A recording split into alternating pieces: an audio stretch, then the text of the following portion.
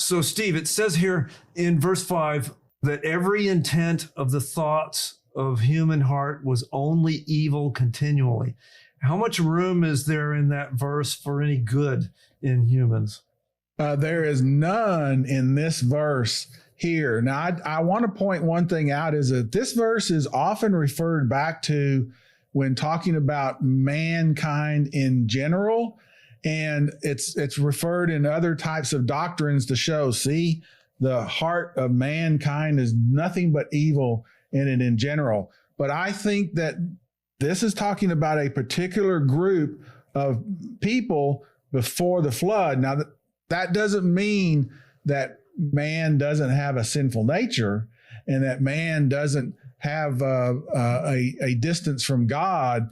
But I think that sometimes this is used in other proof texts to say that mankind in general is evil, so evil to the point that nothing can be done for him. So I think that this particular point is talking about a group of people prior to the flood. Can it be transferred to everybody after the flood? I don't know. I think that's open for question. Well, what I would say is that what it doesn't mean is that humans couldn't do anything, because we just saw in some of the previous verses, there were people that were great musicians, great workers of bronze, farmers that were successful raising crops. So the what's been called by some theologians depravity of man, one of the passages they use is this one here: every intent of human heart was only evil continually. I would agree with you, Steve. It's specifically talking about this group of people at this time here.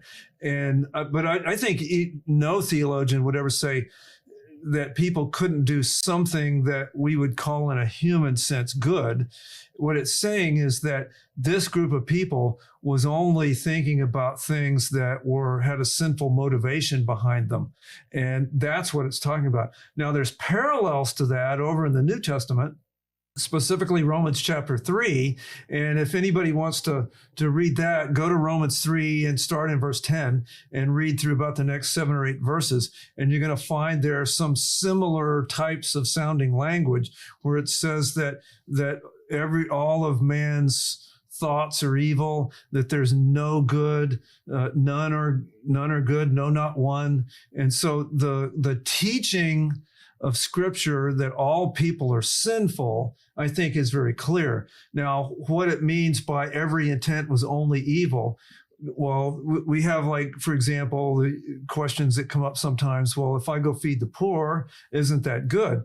Well, sometimes, yeah, I can do a good deed for an evil reason. So I'm going to go do some charity work, but I'm only really doing it for my own selfish good, right? So there's things like that am I doing it to really honor God and because of the needs of the poor person, or am I just doing it for a selfish reason? So all these come into play with the questions. The passage, though, in Genesis 6, quite clear, is that at this point in time, people were sinful, and it's getting worse.